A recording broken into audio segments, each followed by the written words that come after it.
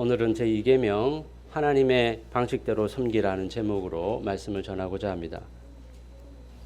제가 예전에 다른 교회에 있을 때에 그 교회 담임 목사님과 또 여러 장로님들이 내년도 계획을 수립하기 위해서 1박으로 워크숍을 다녀온 적이 있었는데요.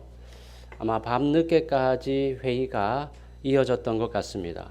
그렇게 워크숍을 마치고 교회로 돌아왔는데 그중 어느 장로님이 이런 말씀을 했습니다. 주의 일을 하고 오니까 전혀 피곤하지가 않네. 밤늦게까지 회의하고 돌아왔지만 피곤하지 않다는 것입니다. 이 말에 대해 여러분은 어떻게 생각하십니까? 이 장로님은 두 가지 부분에 있어서 잘못 생각을 하고 있습니다. 첫째는 주의 일과 주의 일이 아닌 것을 나누어서 생각하고 있다는 겁니다. 신앙적인 활동이나 교회 일을 맡아서 하는 것은 주의 일이고 그 외에 내 생업을 위해서 하는 일이나 기타 여러 가지 일들은 주의 일이 아닌 것으로 생각한다는 겁니다. 그러나 교회 일을 하든 집에서 아이를 돌보는 일을 하든 신자의 모든 행위는 다 주님을 위한 일이 될 수 있습니다. 사도 바울도 먹든지 마시든지 무엇을 하든지 다 하나님의 영광을 위하여 하라고 하지 않았습니까? 이 장로님의 두 번째 오류는 주의 일을 하면 피곤함이 다 사라진다는 생각입니다. 과연 우리가 주의 일을 하면 밤늦게까지 활동을 해도 마치 에너지 드링크를 마신 사람처럼 피곤이 싹 물러가는 것입니까? 이런 생각은 우리가 하나님을 위해 살면 우리 앞에 있는 모든 장애물이 사라진다라는 믿음에서 출발한 것인데요. 이러한 믿음은 자칫하면 이상한 방향으로 나아갈 수 있습니다. 그것은 곧 내가 하나님을 붙들거나 하나님을 위해 살기만 하면 하나님께서 나를 둘러싼 모든 어려운 환경을 바꾸어 주실 것이다 라는 생각입니다. 그러나 하나님을 잘 섬긴다고 해서 갑자기 상황이 달라지거나 바뀔까요? 원래 공부를 못하던 아이가 하나님을 만나고 이제는 주님을 위해 살겠노라 다짐한다고 해서 이 아이의 성적이 갑자기 쑥쑥 오르겠습니까? 주를 위해 열심히 일을 하면 그 다음날 전혀 피곤하지 않은 것일까요? 예수 잘 믿어도 공부 못하던 아이가 갑자기 성적이 뛰어오르는 것도 아니고 교회 일을 열심히 한다고 해서 육체의 피로가 사라지는 것도 아닙니다. 하나님에 대한 오해와 잘못된 지식으로 인해서 하나님을 섬긴다고 하지만 하나님이 원하시는 방식이 아닌 마치 우상을 섬기듯이 하나님을 섬기는 사례가 우리 주변에 너무나도 많다는 사실입니다. 공교롭게도 앞서 말씀드렸던 그 장로님은 이후에 이단에 빠져서 그렇게 열심히 봉사하던 교회를 소리 소문 없이 떠나고 말았습니다. 올바른 신앙의 지식이 없으면 모래 위에 지은 집과 같이 언젠가는 허물어지고 마는 것입니다. 오늘 우리가 살펴볼 내용은 십계명의 제2계명, 형상을 만들어 섬기지 말라라는 말씀인데요. 이 계명의 속뜻은 하나님의 방식대로 섬기라는 뜻입니다. 이 계명에서 말씀하시는 것은 불상이나 나무나 돌로 만든 우상을 섬기지 말라고 하는 게 아닙니다. 이 계명은 어떤 이방신도 섬기지 말라고 하는 게 아니라 하나님을 우상처럼 섬기지 말라고 하는 말씀입니다. 이미 1계명에서 이방신을 섬기지 말고 하나님만 섬기라 하셨기 때문에 2계명에서 또다시 이방신을 섬기지 말라고 강조하실 이유가 없습니다. 그래서 2계명은 1계명에서 섬기라고 하신 하나님을 어떻게 섬겨야 하는지 그 방법을 제시합니다. 그렇다면 우리는 하나님을 어떻게 섬겨야 됩니까? 하나님은 하나님의 형상을 만들어 섬기지 말라고 하십니다. 그런데 대부분의 경우 각 종교들은 금불상이나 석상 같은 형상을 만들거나 나무나 바위 같은 자연적 형상 앞에 가서 절을 하고 섬깁니다. 실제로 사람들은 눈에 보이는 신을 선호합니다. 왜 그럴까요? 첫 번째 이유는 눈에 보이면 믿기가 편하기 때문입니다. 웅장한 형상을 만들어 놓으면 그 자체로 사람들은 고개가 절로 숙여집니다. 북한에도 평양에 20m가 넘는 김일성, 김정일 동상을 크게 세워 놓았는데요. 무엇하러 큰 동상을 세웠겠습니까? 크면 클수록 위압감이 느껴지기 때문입니다. 북한에는 김일성 동상만 약 4만 개가 보급되어 있다고 합니다. 곳곳에 배치된 김일성 동상을 볼 때마다 김일성의 존재를 각인하고 섬기라는 것입니다. 이런 식으로 형상을 만들어 놓으면 눈에 보이니까 섬기기 쉽습니다. 그래서 각 이방 종교들은 신을 상징하는 형상을 만들어서 그 앞에 절을 하게 합니다. 사람들이 형상을 만들어 섬기는 두 번째 이유는 신의 형상을 만들어 놓으면 신을 가두어 두는 효과가 있기 때문입니다. 불상은 절에 있습니다. 그러니까 그 불상이 없는 절 밖에서는 부처님이 나를 보고 있으니 바르게 살아야 된다, 이런 생각을 하지 않아도 됩니다. 그래서 마음이 편합니다. 다만 절에 들어가면 부처상 앞에 가서 경건한 모습을 갖추고 불공을 잘 드리기만 하면 되는 것입니다. 그런데 하나님은 어떻습니까? 형상도 없고 어느 곳에나 다 계신다고 하니까 인간의 입장에서는 굉장히 불편한 것입니다. 내 삶을 속이거나 감출 수 없기 때문입니다. 고속도로를 달리다 보면 단속 카메라가 곳곳에 설치되어 있지 않습니까? 요즘은 내비게이션에서 단속 카메라가 어디 있는지 다 알려주는데요. 내비게이션이 없던 시절에는 어디에 단속 카메라가 있는지 잘 알지 못했습니다. 여러분, 단속 카메라가 어디 있는지 모른 채 운전을 한다고 생각해 보십시오. 얼마나 답답하겠습니까? 달리는 동안에 속도 위반에 걸리지 않기 위해서 계속해서 조심하며 운행할 수밖에 없습니다. 그런데 그 위치를 다 안다고 하면 신나게 속력을 내다가 단속 카메라 앞에서만 속도를 늦추면 됩니다. 신의 형상을 만들어 놓는다는 것은 마치 단속 카메라의 위치를 알고 고속도로를 달리는 것과 같습니다. 그 앞에 가서만 잘하면 됩니다. 그런데 우리가 믿는 하나님은 형상이 없고 어디에서나 존재하는 분이기 때문에 늘 조심하지 않으면 안 됩니다. 결국 사람이 형상을 만들어 놓고 섬기는 것은 하나님을 내 마음대로 지배하고자 하는 속성 때문입니다. 사람들은 우상을 만들어 놓고 그 앞에 소원을 빕니다. 그리고 그 우상 앞에서만 잘하면 됩니다. 칼뱅은 기독교 강요를 통해 말하기를 우리의 지성은 우상을 만들어내는 공장이다라고 했습니다. 인간은 끊임없이 자기 유익과 만족을 위해서 우상을 만들어냅니다. 사람들이 우상 앞에 가서 절을 하지만 사실은 그 우상을 섬기는 것이 아니라 나 자신을 섬기는 것입니다. 고대의 신학자 아우구스티누스는 이렇게 말했습니다. 결국에는 하나님을 사랑하는 것과 자아를 사랑하는 것, 단 두 가지 사랑만이 존재한다.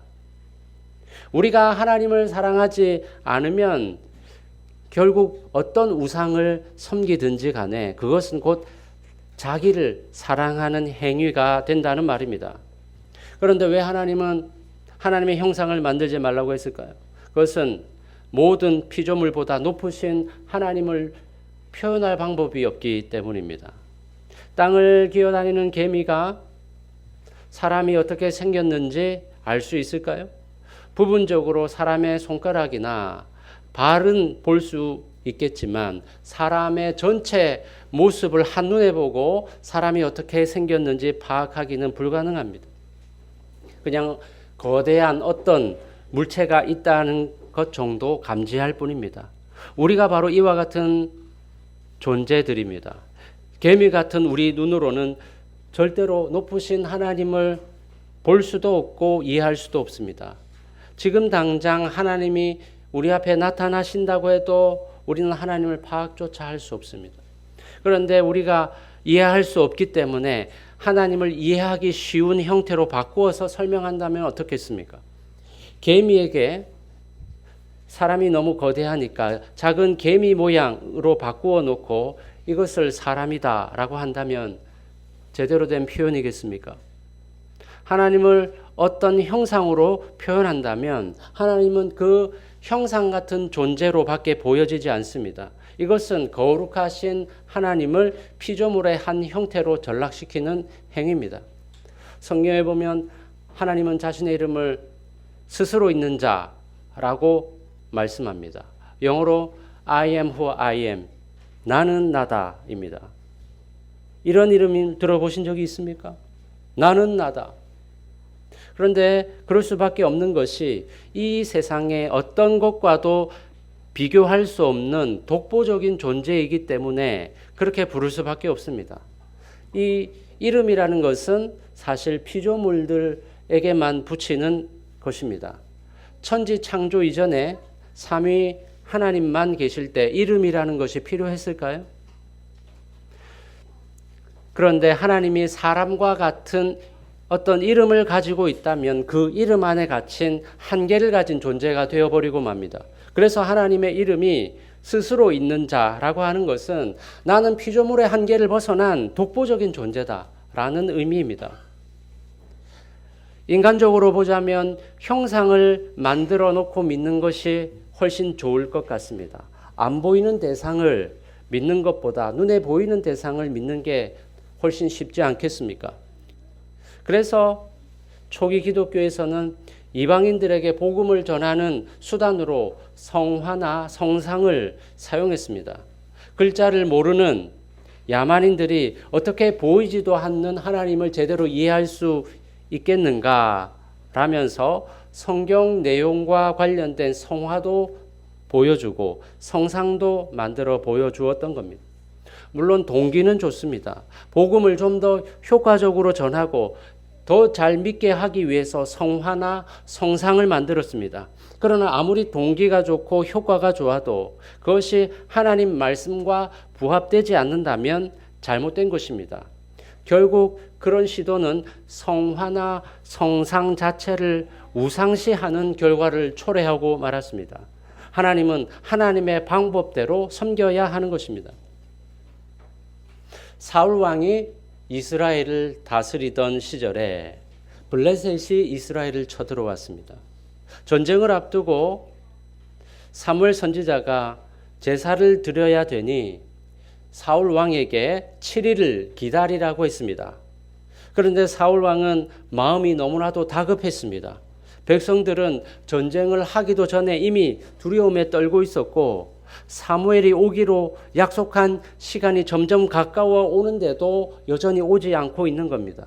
백성들이 슬금슬금 흩어지기 시작했고 블레셋 군대는 점점 가까이 접근하고 있었습니다. 당시 제사 규정에 따르면 제사장만이 하나님께 제사를 드릴 수 있었습니다. 왕은 제사장의 직분을 침범하면 안 되는 것이고 사무엘을 기다려야만 했습니다.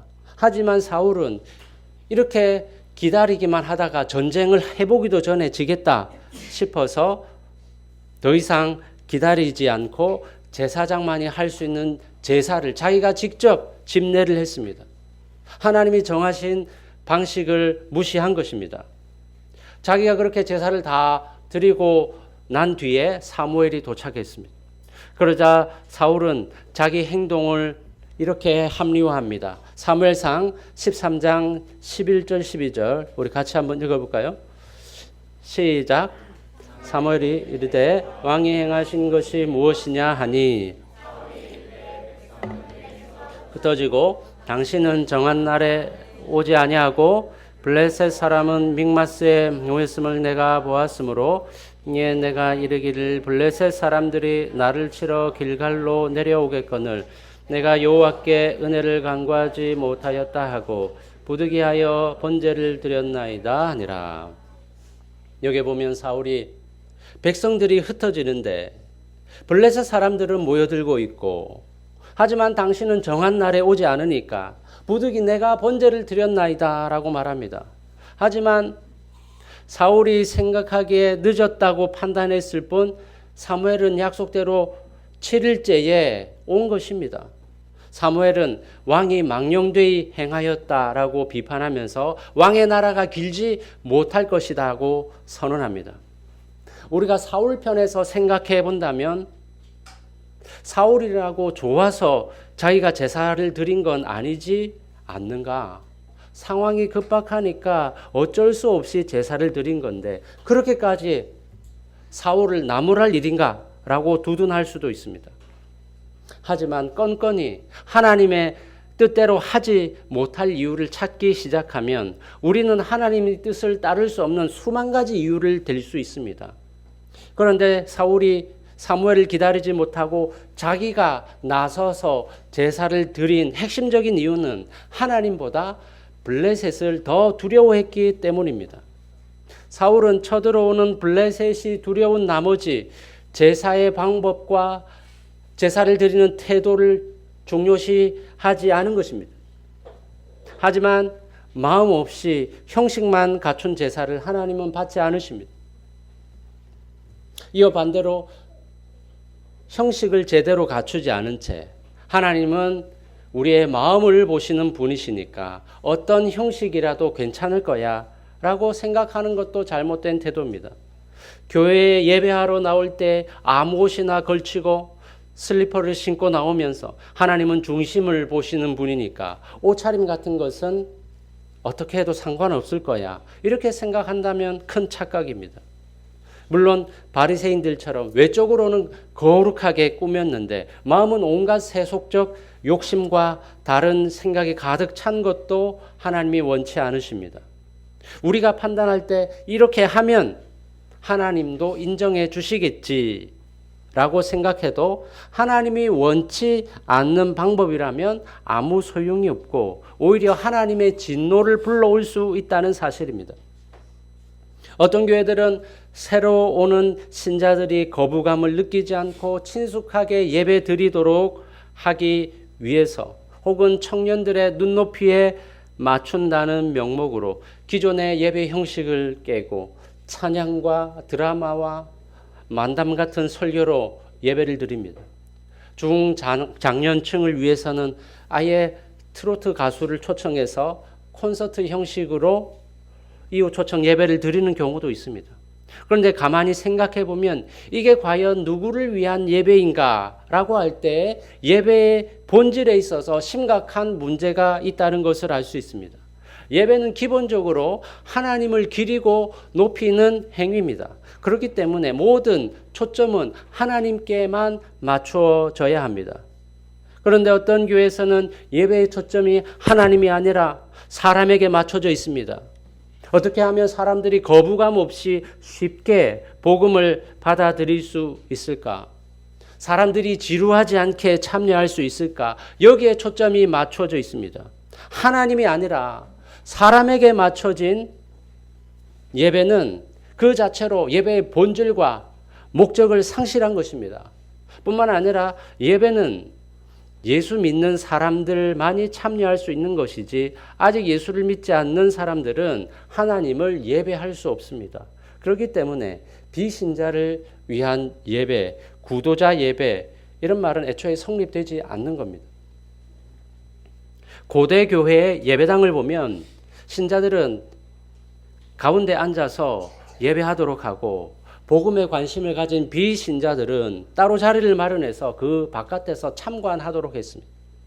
오늘날 현대 교회를 기준으로 한다면 비신자들을 제일 좋은 자리에 앉혀도 될까 말까 한데 고대 교회에서는 비신자들은 예배에 참여할 수 없는 존재, 예배할 수 없는 존재라고 여겼기 때문에 2부 성찬식은 물론이고 일부 예배 시간도 엄격하게 예배 참여를 통제했습니다. 이것은 고대교회 신자들의 예배관을 말해줍니다. 비신자들이 예배를 참관할 수는 있지만 신자들과 더불어 예배할 수 없는 사람이라는 인식을 그대로 보여주는 것입니다. 물론 예배를 준비할 때 비신자나 초신자들을 배려해야 되지만 적어도 예배의 중심은 그들이 아니라 하나님이라는 것을 잊어서는 안 됩니다. 예배 하나님의 방식이 아니라 우리가 만들어낸 방식으로 하나님을 섬긴다면 그것은 잘못입니다. 어떤 사람들은 차량에 십자가를 걸어두거나 아니면 성경책을 놓아두고 다니기도 하고 또 악몽을 쫓기 위해서 성경책을 베고 자기도 하는데요. 이것은 십자가나 성경책을 일종의 부적처럼 여기는 행위입니다. 이것이 바로 성경이 말하는 하나님이 아니라 내가 원하는 하나님을 만들어내어서 섬기는 것입니다. 바로 제2계명 하나님을 우상처럼 섬기지 말라는 말씀에 위배되는 것입니다. 지난 2023년 한국기독교사회문제연구원이 기독 청년들을 대상으로 인식조사를 했는데요. 청년들 중에 신앙생활을 하는 이유를 물었더니 1위가 마음의 평안을 얻기 위해서였고 2위가 구원을 얻기 위해서였습니다. 그 전에도 비슷한 조사를 한 적이 있는데요. 그때도 1위가 마음의 평안을 얻기 위해서였습니다. 이거 굉장히 심각한 문제 아닙니까? 과연 하나님은 사람들이 마음의 평안을 얻기 위해서 교회에 나오는 것을 원하실까요? 이것은 곧 사람들이 하나님을 자기 원하는 방식대로 섬기고 있다는 증거입니다. 사랑하는 성도 여러분, 우리는 하나님을 섬길 때 하나님이 계시해 주신 대로 믿어야 합니다. 그 계시가 바로 성경입니다. 그래서 하나님을 잘 섬기려면 성경이 무엇을 말씀하고 있는지 잘 알아야 합니다. 중세 교회가 그렇게 타락했던 이유가 무엇입니까? 여러 이유가 있겠지만 가장 큰 것은 사람들이 성경 자체에 무지했기 때문입니다. 평신도들은 말할 것도 없고 가톨릭 사제들도 당시에 라틴어로만 쓰여 있던 그 성경을 제대로 이해하지 못했습니다. 그러니까 중세시대 사람들은 그 신앙이 미신적이고 주술적일 수밖에 없었습니다. 베드로 사도가 남긴 그 유물을 만지면 병이 낫는다더라. 어느 성당 마리아 상 앞에 가서 기도하면 빨리 응답이 된다더라. 이런 식의 미신이 판을 쳤습니다. 오늘 우리도 설교 말씀을 잘 듣고 또한 성경을 부지런히 읽고 묵상하지 않으면 성경과는 상관없는 내 마음대로 만들어낸 우상을 하나님이라고 섬길 수 있다는 것입니다. 제대로 모르면서 무조건 충성한다고 좋은 성도가 되는 게 아닙니다. 하나님 말씀을 잘 알고 그 뜻에 맞게 충성해야 좋은 성도가 되는 것입니다. 오늘 보면 5절 말씀에서 나의 하나님 여호와는 질투하는 하나님인지라고 표현하고 있습니다. 하나님은 우리를 너무나 사랑하시기 때문에 우리가 하나님을 사랑하지 않을 때 하나님은 질투하십니다. 원어로 보자면 시기로 불태우다라고 말할 정도로 맹렬한 질투입니다. 내 아내가 다른 남자를 사랑하는데 맹렬하게 질투하지 않는다면 그것은 사랑이 아닌 것입니다. 이렇게 하나님을 사랑하지 아니하고 자기 숭배, 자기 사랑에 빠진 자들을 하나님은 아버지로부터 아들에게로 3, 4대까지 죄를 갚겠다고 말씀합니다. 어떤 사람들은 이걸 가지고 가계 저주론을 설파합니다. 아버지가 죄를 많이 지으면 그 죄값을 아들이나 손자 때까지 치러야 된다는 겁니다. 제가 예전에 한번 말씀드린 적이 있는데요. 예전에 어떤 연예인이 이렇게 간증한 것을 들은 적이 있습니다. 자기 딸이 잘 자라다가 어느 날 갑자기 숨을 거두었습니다. 이유가 없었습니다. 너무 원통하고 기가 막힌 나머지 시리에 빠져 있었는데 어느 분이 자기 딸의 죽음을 이렇게 해석해 주었다고 합니다. 그 연예인의 어머니가 오랜 세월 무당 생활을 했기 때문에 십계명에서 나를 미워하는 자의 죄를 3, 4대까지 갚겠다는 말씀이 이루어져서 할머니 죄값으로 손녀가 죽게 되었다는 것입니다. 그 연예인의 어머니가 우상 숭배한 죄 때문에 그의 딸이 죽었다는 겁니다. 과연 그럴까요? 그것이 바로 가계 저주론입니다. 내가 오늘날 이유 없이 고통당하고 사업에 실패하고 병이 들고 하는 것은 조상 중에 죄를 많이 지은 사람이 있기 때문이라는 겁니다. 그러나 이것은 전혀 성경적 근거가 없습니다. 로마서 8장 1절 2절은 뭐라고 말하고 있습니까? 함께 읽어볼까요? 시작.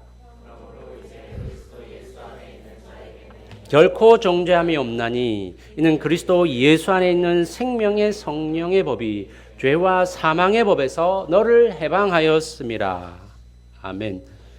예수 안에 있는 자에게는 결코 정죄함이 없습니다.